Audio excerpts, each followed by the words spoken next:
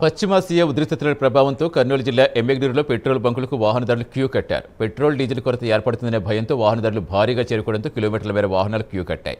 ఇప్పటికే కొన్ని petrol బంకుల్లో no stock boards దర్శనమిచ్చాయి. ఉన్న బంకుల్లో పెట్రోల్, డీజిల్ కోసం వాహనదారులు బార్లు తిరగడంతో బంకులు మరింతగా రద్దీగా మారాయి.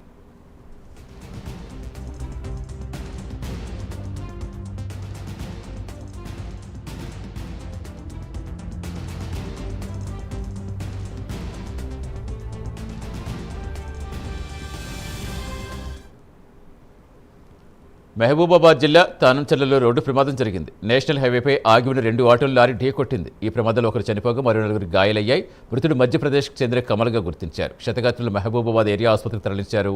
ఈ ఘటనపై కేసు నమోదు చేసి దర్యాప్తు చేస్తున్నారు పోలీసులు.